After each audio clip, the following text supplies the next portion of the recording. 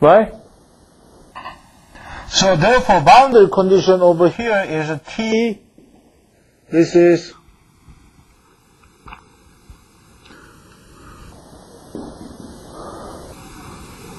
the force acting in this direction is a T dW dx at x equal L plus kW at x equal L has to be 0. That's the boundary condition.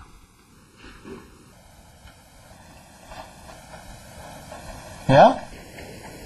So now the problem is, okay, this is a full fixed end, therefore Wx equals 0 is 0. Therefore, the problem is finding the mode shape that satisfies this boundary condition, means that x equals 0 is 0. And this is T x prime plus k x at x equal L is to 0. Okay? We can find it. Different mode shape. Okay, what if I have, for instance, for the rod, I have rod, but I have a mass over here. What is the boundary condition? Okay, let's look at what happened on this mass. Okay? Suppose I have a unit displacement of it, or strain. Then I feel the force acting in this direction, right? That is a sigma A.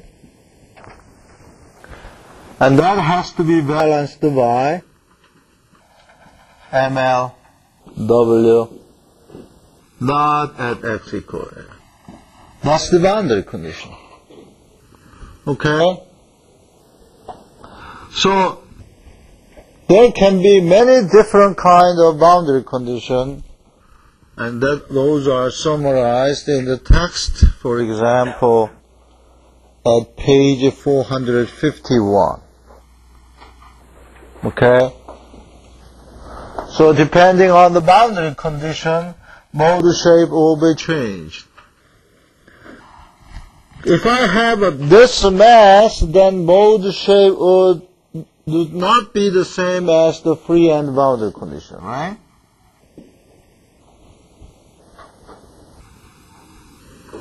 That will be, the natural frequency will be higher or lower.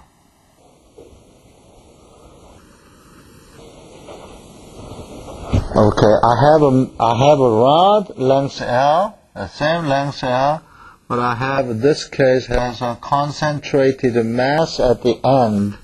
Then my question is, what the force natural frequency of this case is lower or higher than this one? Why? Intuition. In this case, intuition is in Korean just a chiki, right?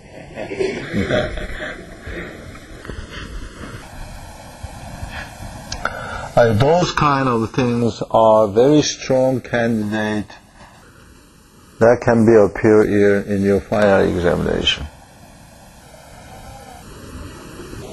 Natural frequency of this is higher or lower than this.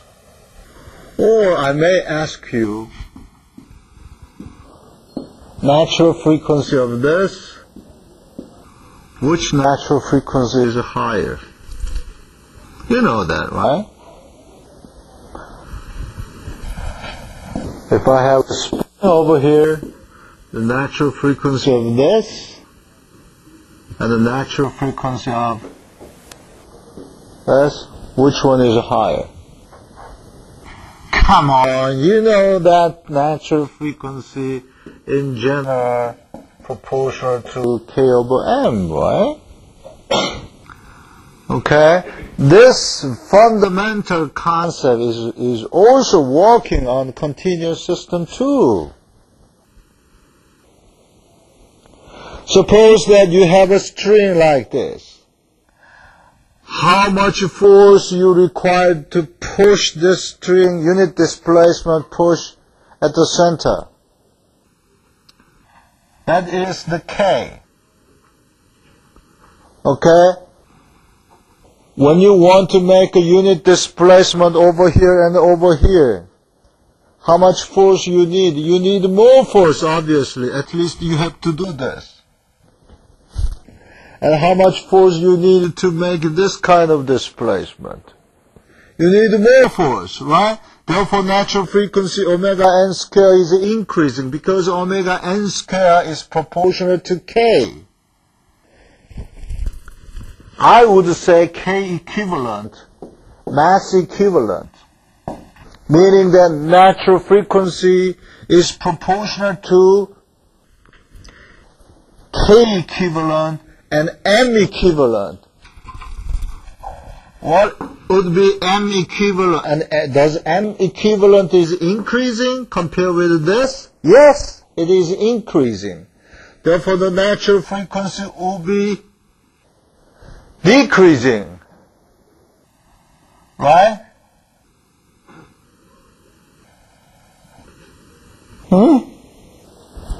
Because this concept is universally holds, whether or not it's continuous system or discrete system.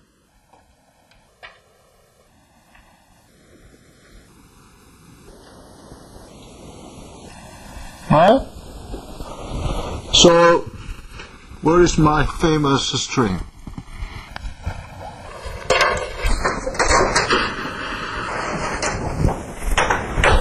Hold. Okay. When I have a very tight tension,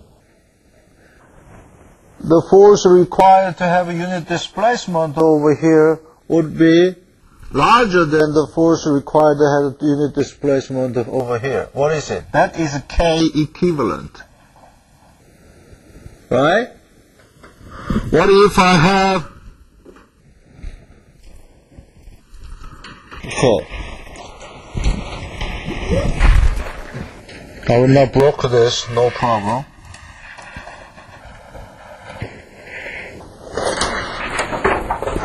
What if I have a mass over here? Natural frequency or forced mode is like this. But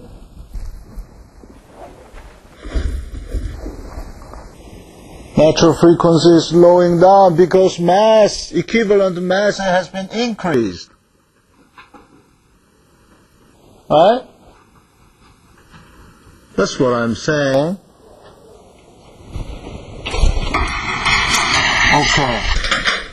When I have this beam,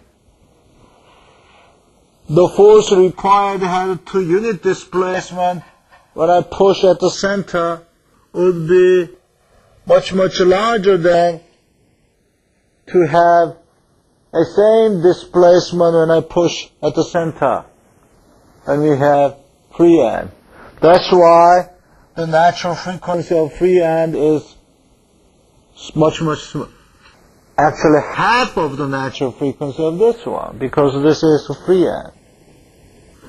So, think all this case in terms of K equivalent and the mass equivalent. Then you can, as he mentioned, intuitively, whether or not the natural frequency will decrease or increase. Understand? So this summarizes the vibration of rods by twisting vibration and vibration of a string. And I will move to vibration of beam from the next lecture. Okay?